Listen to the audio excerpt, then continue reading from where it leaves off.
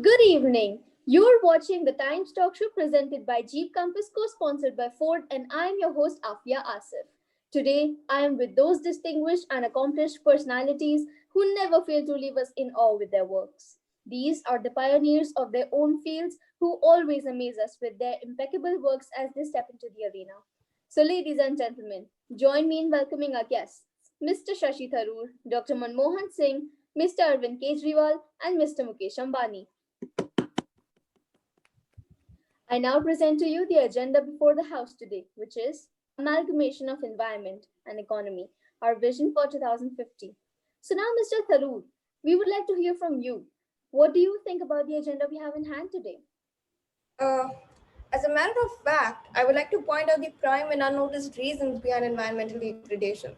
Carbon emissions are one of the leading reasons behind climate change, and therefore, the most prudent way to tackle the crisis prancing at us would to first deal with carbon emissions. Industrialists rodomontade about their businesses booming is just one side of the coin. And where do you think, Mr. Tharoor, that the government is lagging? It is high time the government proves it is not a conquistocracy by taking suitable measures. Treatment plants can be invested in instead of a statue worth a whopping 400 crores. That would be feasible. Audits by the government can be conducted to ensure adherence to the laws, and it is the people to whom laws are left to be implemented, which is precisely the point where we go downhill. What needs to be done by the government is to ensure that the people follow the laws legislated. That was a pretty wholesome response, Mr. Singh. What is your take on these environmental issues? We need to develop ways and means to reduce our carbon footprint through technological innovation. In our country, more than 50% of power comes from coal-based generation, which is a major emitter of greenhouse gases. The Jawaharlal Nehru National Solar Mission seeks to develop 20,000 megawatt of power generating capacity by the end of 13th five-year plan. Adding its success has the potential of enhancing India's energy security and contributing handsomely to our efforts to combat climate change. Mr. Singh does it again. He never fails to impress us. Now we have come to that point in the discussion where I'd like to pose you all with a question. Is it safe to say that solely industrialists are to be held accountable for air pollution, carbon footprint, etc.? देखिए, समस्या का बोझ किसी एक के कंधों पे डालना सही नहीं होता कभी, तो इसलिए आम आदमी पार्टी का यही गोल रहा है कि इन सारे मुद्दों को नज़र में रखते हुए विकास के लिए योजनाएं बनाई जाए।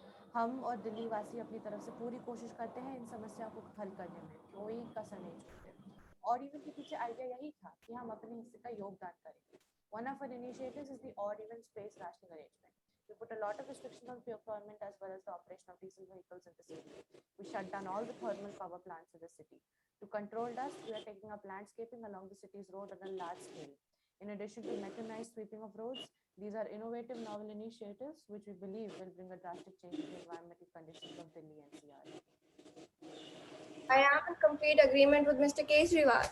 It is absolutely impeccable how the blame game continues to be everyone's forte. What needs to be focused on is not who the culprit is, but what wrongs have been done. And again, not a single entity can be blamed for something that practically not just one part or sector of the society can do. I do not think anyone would ever disagree to that. Mukesh साहब क्या कहना चाहेंगे आप इस पे? सभी को मेरा नमस्कार। सच तो ये है कि आज मैं थरूर साहब से और अग्रीमेंट में नहीं हो सकता। While the blame game is easy to play, it is rather more important to understand the root causes of the problem and to take responsibility. As a person who is willing to take a stand, I undoubtedly continue to believe that it is important for us to contribute to the world first, and Reliance has never let that purpose be defeated. It is a delight to hear from our distinguished guests about the problem. Let us now move on to discussing about the steps we need to undertake in order to ensure a better future. I would like to ask all our guests what, in their view, should be the strategy to tackle the current crisis and shape the near future so articulately that India is able to achieve our goal by 2050. Mr. Tharoor? Now, you see, I vehemently feel it is absolutely imperative to first plan to limit the reckless overusage of the resources available to us. Alternatives for fuels have been invented and discovered but are not thought about. It is now that we are in dire need of implementation of the mainstream usage of these alternatives. Substituting these alternatives would place a limit on what needs to be preserved. This is one way of going about it, of course. Moreover, the snarly costs of the country need to be kept an eye upon, since the tax revenue is vital for funding these initiatives. That is quite a depthful response, Mr. Tharoor. I second your opinion regarding the tax revenue collection. I completely agree with my contemporary Mr. Tharoor. To substantiate the same, the report by NCAER can be considered. It says that at the end of 2021, the GDP on constant prices, and in 2021, India's economic growth slowed and contracted by 7.3%. Today, people find it difficult to manage sustenance and we accept the economy to grow. I often stumble upon ridicules as people go on calling me the accidental prime minister. Yet it does amaze me. During my tenure, people didn't commit suicide due to hunger. That is quite the depthful response we have been anticipating. Over here, I'd also like to highlight that Mr. Singh was also the so-called accidental finance minister. It wasn't quite planned the way he was sworn in as the finance minister, yet the economy flourished under his guidance. अच्छा अंबानी साहब, एक सवाल था आपसे। जैसा कि आप जानते हैं, आपके कंट्रीब्यूशन की वजह से भी बहुत ज्यादा पोल्यूशन हो जाता है, तो क्या आप मानते हैं कि कहीं ना कहीं इंडस्ट्रियल वेस्ट और एग्जॉस्ट एक बड़ा कारण है इस समस्या के पीछे?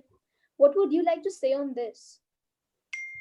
जी, मैं ये कहना चाहूँगा कि our vision for 2050 is that Reliance will expand more than ever before so that we are able to become an Atmanirbhar Bharat and balance the foreign imports.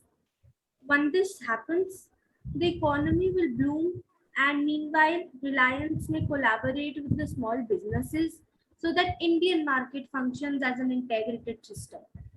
We are devising schemes for regular customers so that with every purchase of 2000, a sapling will be planted. This is our contribution towards a healthier and greener India. Dhanyavad. As for us, government Dhanyavad. will ensure the provision of hard and soft infrastructure to every habitation in India, develop a policy structure that creates competitive markets in which private entrepreneurs can innovate and thrive, and a welfare system that provides the weak and vulnerable while giving ample scope for civil society to provide an abundance of non-marketable services.